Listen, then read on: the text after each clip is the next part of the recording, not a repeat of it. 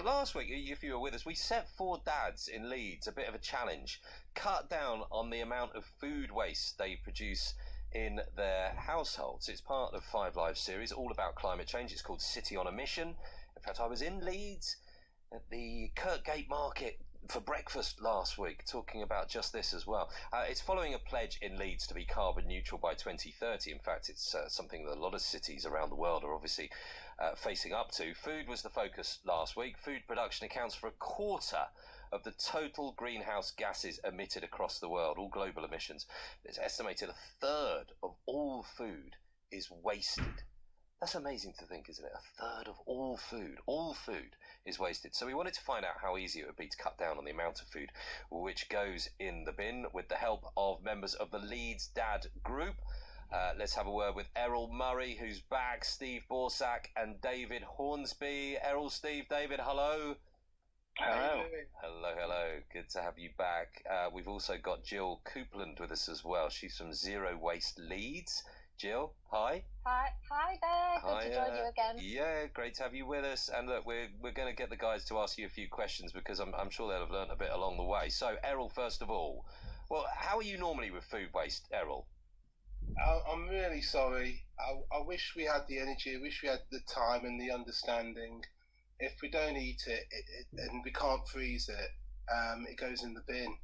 And we've seen so much food go in the bin these last few weeks. Because we've kept a diary, so we've been monitoring that, and it's embarrassing. Is it? Embarrassing is a strong word, isn't it? So, are you surprised that once you've totted it all up, did you think it wasn't close to that? Well, the first couple of days there was so much going in. I thought, let's find ways to keep using the food, and then the bin just got bigger and bigger. We kept a little bin of the food and kept taking photos of it, and it just got fuller and fuller, and then we had to start working on ways to reduce what's going into the bin. Which foods in particular did you have a problem with? The ones that really surprised me were all bread-based, rolls, wraps, a lot of pasta, a lot of fruit rinds. Pasta lasts for ages though, doesn't it? Yeah, but, we're Leeds Dads. We've all got kids who are sort of around the preschool age. And unfortunately, if food doesn't go in the bin, it goes in the daddy bin. Yeah. And it's really unhealthy. I know what you mean on that front. Yeah, but normally you can put pasta in the fridge. It can last for a few days, can't it? But okay. Well, actually, let's pick up on that, Jill, because Errol's got a particular thing there. Rolls, wraps, bread, all of that. Why is he having such a problem with that, do you think? Well, it's fairly typical. We waste loads of bread. Loads of bread goes in the bin, but it doesn't need to. It can stay in your freezer. So my daughter loves wraps. So I just have them in the freezer. They literally defrost in about a minute because they're so thin. So just keep them in the freezer and take them out only when you need them. And just keep an eye on your bread. And if you bought a loaf, it's not sliced, slice it up, stick it in the freezer. But honestly, with bread, the freezer is definitely your friend. If it's gone a bit stale, there are lovely salads you can make where the stale bread soaks up all the oil that you put on your salad. You can make it into breadcrumbs. Again, you can freeze them. So it is about being creative, and it is really thinking about it. But what Errol said is really interesting. I think it's a great first step to really face up to the food that you are wasting, because it will shock you. And if that doesn't shock you into action, turn it into pounds. Would you, at the end of a week, throw a tenner in the bin? That no one would prize a tenner out of my hands to go in the bin.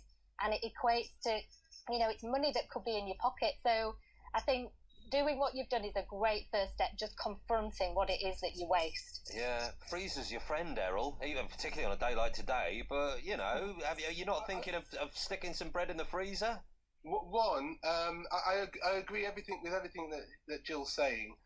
But one, you're not going to make a sandwich out of frozen bread. You've got to defrost it. You can't put it into a toaster. No, but you've only got to actually saying you've only got to plan it about half an hour before. Get it out; it'll defrost.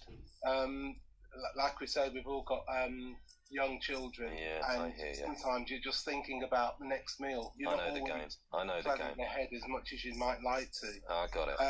But and the other side of it is, you're giving children food because you want them to eat it. Maybe it's an issue of portion control, I'm not sure. But that's why pasta goes in the bin, because it might have been in their bowl. They've fooled around with it for 10 minutes and then decided they didn't want it. But you're right on the daddy bin. A couple of spoonfuls for chef is always a problem, isn't it? But Steve, right, how did you get on? Were you embarrassed by the end of it, like Errol?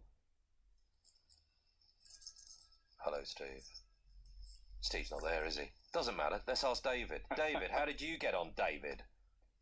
I thought we were pretty good when I started this little project, but then I think saving your waste in a bin every day, in a clear plastic container where you can see what you're throwing away, it actually was a bit of an eye opener, and we were wasting more than I thought. I mean, most of the things that were going in the bin were going in because we do try and eat healthily, and we do have a lot of fruit and veg, and we do prepare fresh food rather than buying pre-packed stuff, because we don't want to put lots of plastic waste into the environment. Yeah.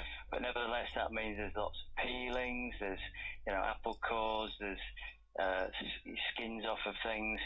But there is scope for improvement, and one of the things I found, I do make use of my freezer, but what I do, because we have a family, you tend to buy big packs of things, and there isn't either room for them as they are in the freezer, or you don't want to freeze a whole pack and get the whole lot out.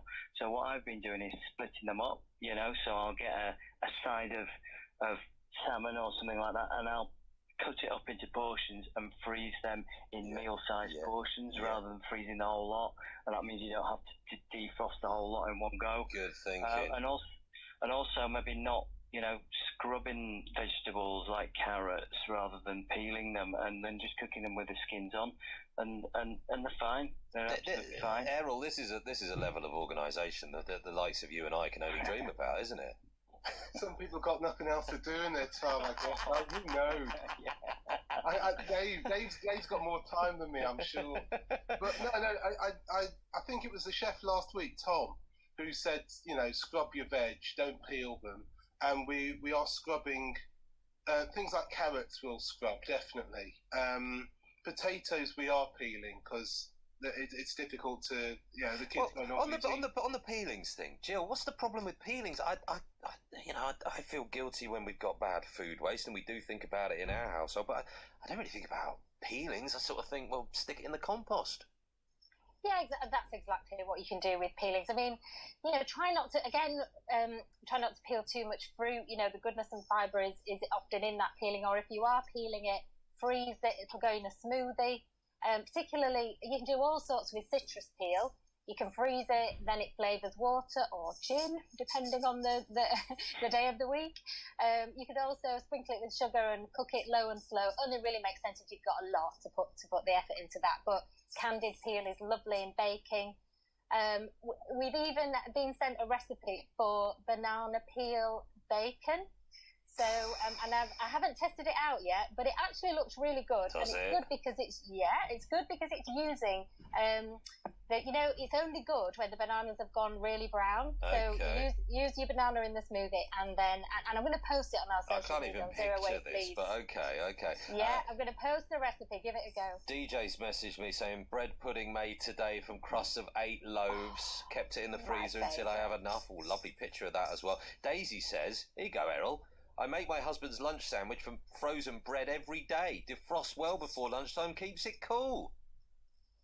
Oh. Yeah. Anyway, there are things that we are doing, and as Gill was saying, the awareness is getting better. Okay. I have got a question for him. Well, hang on. I want to bring in. We got David now. Sorry, Steve. We got Steve back. I think, haven't we? Yeah, Steve, there you are, the elusive Steve Borsak. I'm back. You're back. Right. Go on, Steve. How did you get on? Yeah. I can't say that I noticed a huge difference from one week to the other. I've been more aware of it. However, we do compost anyway. We have a under sink compost, and then we bring it over to our allotment every week. So a lot of our food goes in there. So a lot of the waste we have be like my daughter's packed lunch. She'll have a sandwich, and she'll come home with the crusts and some meat or some cheese, on the crusts, and I don't know that I don't know what to do with that except toss it. Okay. Yeah. Well, no, so you're doing pretty well. You're doing okay. What was your question then, Errol, to Gill? We fry a lot of samosas. We cook a lot of samosas. It's deep fried. What can we do with the oil? I know you can take it to a sort of like recycling dump, but is there a way of reusing it rather than just chucking it away? Yeah, it's really difficult on a household level. Restaurants pay for it to be taken away and recycled. But I think what you can do with your oil is make sure you look after it. So if it can burn, so don't use it too high a temperature. Let it sieve it, so get all the bits out when you've used it. So you use it more than once, and store when it's cooled down. You store it in a glass bottle, seal it really tightly, and put it in a cool, dark place. A lot of expensive oil, you'll find it comes in really dark bottles, and that's to keep the sunlight out. So you can preserve your oil and make it last longer. It is very difficult to recycle on a household level though. There we go. Good answer. Did anybody else have any other questions for Gill? Yeah. Go, Steve. Is there any way, rather than frying, like we make potatoes and we've tried a dozen different oven fried potato recipes, whether roasted or French fries, and it just never comes out as good as fried. And I wonder if there's any good recipes for oven baking. There are some really lovely ones. I mean, using good quality oil and salt, or just I use a load of those, the shaker flavorings, Moroccan spices, or so you can put a lot of flavor into your potato by doing it in the oven. But a roasted potato, just delicious. Yeah, can't beat it. Cannot beat it. Listen, guys, let's all make a date to get round to Errol's and go mad on bread rolls and samosas at some point in the not too distant future. Thank you. It's been really good to catch up with you all again. It's been a lot of work taking pictures, keeping a list of all the food waste, so we really appreciate it. We'll be sharing more about how you all got on social media as well. So thank you very much indeed for taking part, fellas. Thank you. Okay, thank you. All the best, and thank you to you as well, Gill.